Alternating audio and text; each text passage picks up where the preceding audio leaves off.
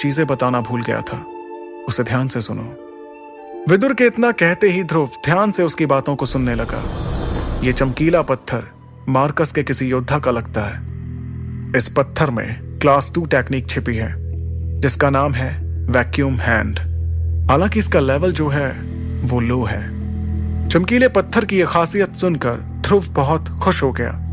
उसने जोश में आकर कहा, क्या बात है, मैंने कभी सपने में भी नहीं सोचा था कि किसी योद्धा की वैक्यूम हैंड टेक्निक मेरे हाथ लगेगी। आप मुझे कब इसकी शक्तियों का इस्तेमाल करना सिखाएंगे? ध्रुव को इतना खुश देखकर विदुर ने कहा, अरे रुको जरा, पहले मेरी पूरी बात तो सुन लो। विदुर के इतना कहने पर ध्रुव चुपचाप उनकी बातें सुनने लगा।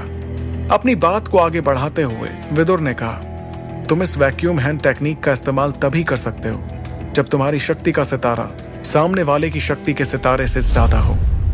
यह बात सुनकर ध्रुव थोड़ा सोच में डूब गया। तभी विदुर ने उसे वैक्यूम हैंड टेक्निक के बारे में एक और हैरान कर देने वाली बात बताई। और सबसे खास बात, पहले तुम्हें अपनी शक्ति को अगले सितारे तक ले जाना पड़ेगा, तभी तुम इस पत्थर में छुपी टेक्निक का इस्तेमाल कर सकते हो। यह सुनकर ध्रुव हैरानी में पड़ गया। उसे हैरान देखकर विदुर ने कहा, अगर तुम इसका इस्तेमाल करना चाहते हो तो कड़ी मेहनत करना शुरू कर दो, तभी तुम इसका इस्तेमाल कर पाओगे, वरना भूल जाओ कि कभी तुम्हारे हाथ मार्कस के किसी योद्धा की टेक्निक आई थी। विदुर की इस बात पर ध्रुव एकदम से जोश में आकर कहने लगा, आचार्य, आप ऐसा कैसे कह रहे हैं? आपको क्या लगता है कि मैं मेहनत करने से डरता हूं? नहीं, ऐसी बात नहीं है। मैं तो बस तुम्हें बताना चाहता हूं, इस चमकीले पत्थर में जो टेक्निक छिपी हुई है, तुम उसका इतनी आसानी से इस्तेमाल नहीं कर सकते हो। इसके लिए तुम्हें अपनी शक्तियों को बढ़ाना होगा। अपने आचार्य की इस बात को सुनकर ध्रुव थोड़ा शांत हुआ।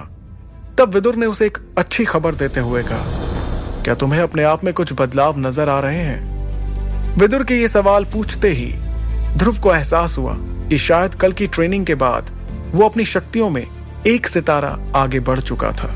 अब उसकी शक्तियां तीसरे सितारे से चौथे सितारे पर आ चुकी थी। लेकिन ये सिर्फ उसका एक अंदाजा था। ध्रुव अपनी बढ़ी हुई शक्ति को अच्छे से महसूस कर रहा था। वो इस बात की खुशी मनाता उससे पहले ही विदुर ने उसकी मुश्किलें बढ़ाते हुए कहा, मैं तुम्हें एक बात और बता दूं, मैंने जो अमृत धारा बनाई है वो ज्यादा महीनों तक नहीं चल पाएगी। तुम एक बार फिर से बाजार जाने की तैयारी कर लो। अपने आचार्य की इस बात को सुनकर ध्रुव पूरी तरह से हैरान हो गया। उसने हैरानी के साथ कहा, लेकिन अभी तक तो आपने इसका इस्तेमाल करना भी नहीं सिखाया, और आप कह रहे हैं कि ये बहुत जल्दी खत्म भी हो जाएगी। क्या मुझे फिर से इन जड़ी बूटियों को खरीदने के लिए पैसों का इंतजाम करना होगा? ध्रुव की इस बात का तुरंत जवाब देते हुए विदुर ने कहा, समय आने पर तुम्हें अमृत धारा की सारी खूबियां पता चल जाएंगी। फिलहाल तुम फिर से पैसों का इंतजाम करने के बारे में सोचो। लेकिन मैं फिर से इतने सारे पैसों का इंतजाम कहां से करूंगा? तब विदुर ने उसे इस परेशानी का हल बताते हुए कहा, तुम चाहो तो अपने बाबा से इसके लिए पैसे ले सकते हो। विदुर की इस बात पर ध्रुव ने परेशान होते हुए कहा, नहीं, मैं ऐसा बिल्कुल भी नहीं कर सकता। मैं अपने बाबा को अपनी किसी मुसीबत के बारे में नहीं बताना चाहता। मेरी वजह से वो पहले से ही परेशान रहते हैं। ठीक है, कोई बात नहीं। अगर तुम अपने पिता से किसी तरह की मदद नहीं लेना चाहते हो तो एक बार फिर से इरा से मदद ले लो।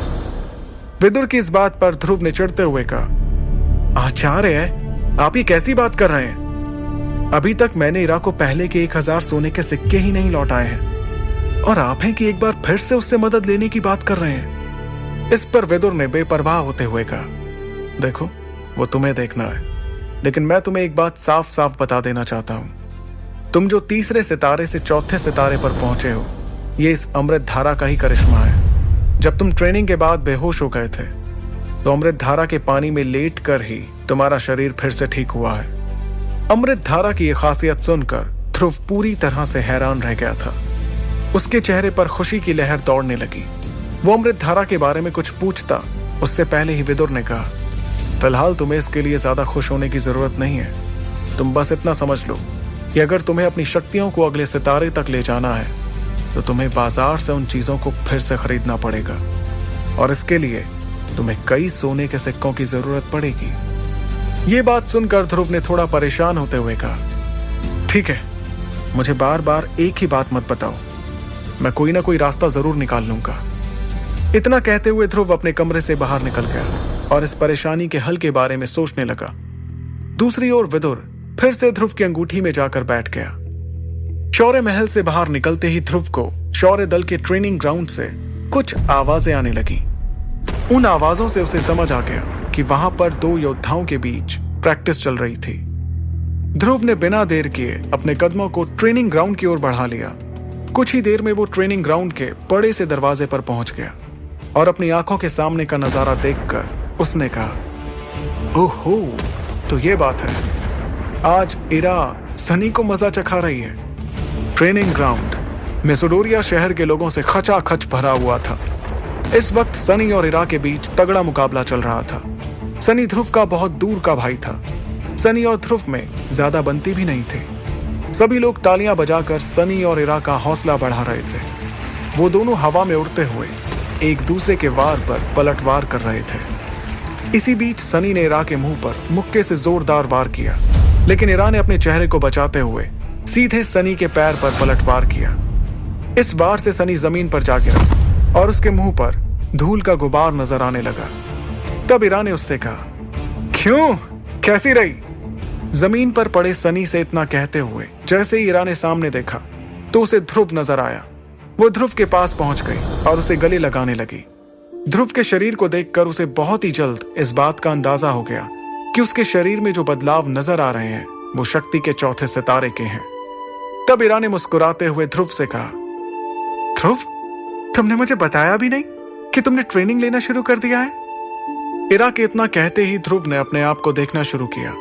तभी इरा ने आगे कहा, तुम्हें मुझसे कोई झूठ बोलने की जरूरत नहीं है। मुझे खुशी है कि तुमने अपनी शक्ति का एक सितारा बढ़ा लिया है। ध्रुव और इरा आपस में बात कर ही रहे थे कि तभी उनके पीछे कोई आकर खड़ा हो गया। उसने उन दोनों से कुछ ऐसी बात कही जिसे सुनकर ध्रुव के चेहरे का रंग बदलने लगा और उसकी आंखों में खून उतर आया।